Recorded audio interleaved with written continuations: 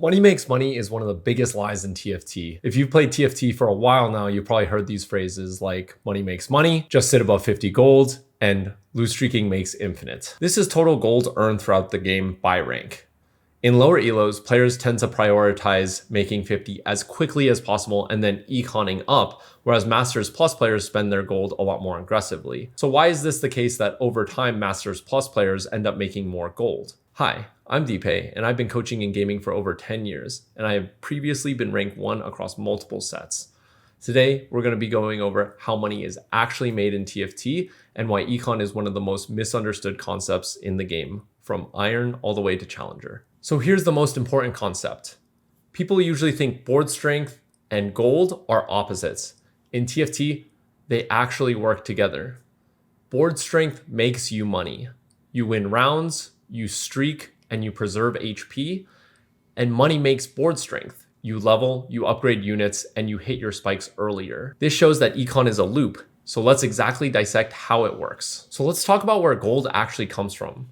Gold comes from a few places, but we're really only going to focus the ones on the left right now, being income and interest, winning rounds, and streaking. The other ones we can't really control as much, or there's just, set specific things.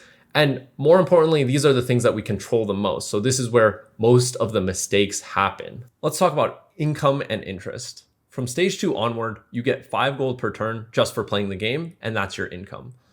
On top of that, you earn interest, which is plus 1 gold for every 10 gold saved, up to plus 5 gold at 50 gold saved.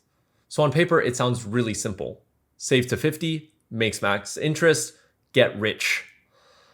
And that assumption is exactly where most players go wrong, because interest isn't where most of your gold comes from. That's why we need to talk about winning rounds and streaking next. Winning rounds give you plus 1 gold. More importantly, winning rounds consecutively turns into streaks. So you can make money from streaking, and streaking even counts during the neutral rounds to give you more gold throughout the game. So if you've won 2 rounds in a row, you get plus 1 gold.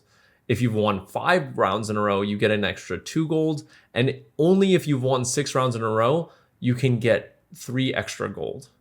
This seems like not that much, but let's see a real life example of it. This is from one of my students in Masters, and they're playing Void, and let's not worry too much about the augment. They have 2 options here.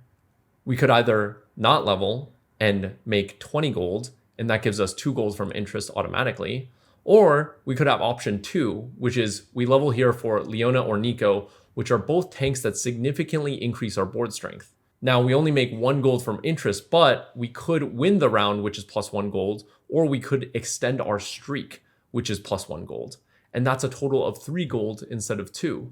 So in the first scenario, you lose HP, you have a weaker board so that you have to rely on your future shops to give you as good of units as Leona or Nico. And 3, you break your streak, losing your chance to streak even in the next turn. But in the second scenario, you keep your HP, your board is stronger in the subsequent rounds automatically, and you get to keep your streak alive to possibly make more gold the next turn and streak there, and also streak into neutrals as well. So this is how the econ loop works. When your board is strong, you make money by winning rounds and streaking, and then in later stages, all the money you've gained, you can now use to invest on your end game board. So as you can see from this example, saving money by making maximum interest is actually losing us money, losing us HP, and all for what? Being a greedy banker instead of being a winner. I don't know about you guys, but I'd much rather be a winner than a banker. Look, I get it. Sometimes being a winner is really hard. So sometimes you have a weak board and you have to be a lose streaker instead. But losing has some advantages. You get carousel priority to choose your ideal unit or item components. You get some amount of streak gold, but this is less than winning and streaking like we talked about before. And 3, you get to remain open to play anything. The problem with lose streaking is it's really dangerous if done incorrectly. If you get your streak broken, you 1, don't get gold from winning rounds, 2, get very little streak gold, and 3, you lose a ton of HP. What's worse is that lose streaking incorrectly creates the opposite situation of the win streak econ loop we went over earlier. And this is the biggest mistake I see from lower level players. If you never try to be strong and only focus on max interest, you fall into a poverty loop. You don't hold key pairs or key units, you waste your free shops by not buying anything, and you stay weak on purpose hoping to streak. But here's the problem with this.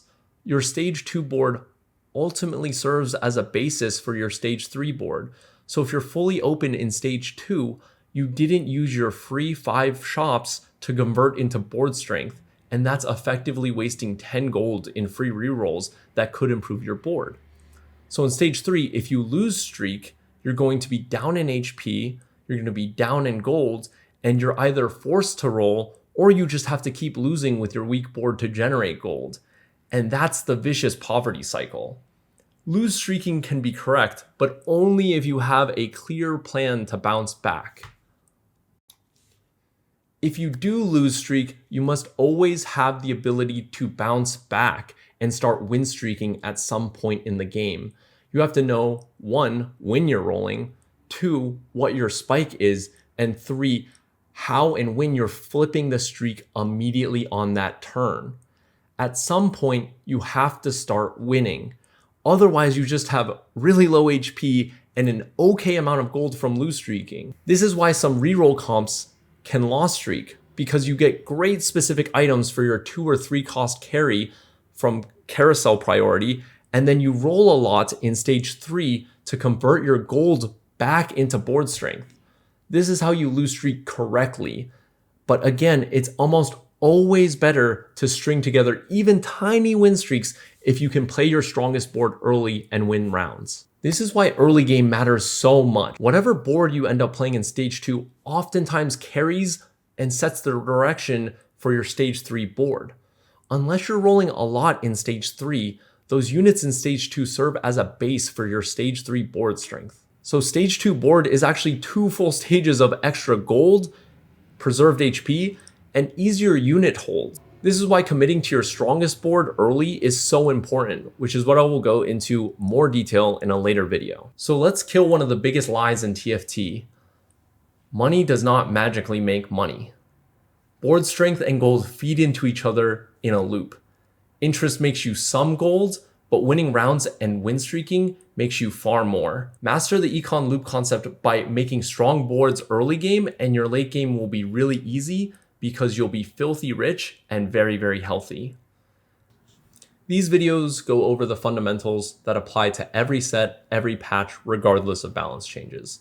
For up-to-date builds, comp guides, and patch-specific adjustments, everything is updated on my new site, tftgameplan.com. Thanks everyone for watching, and I hope you all have a great day.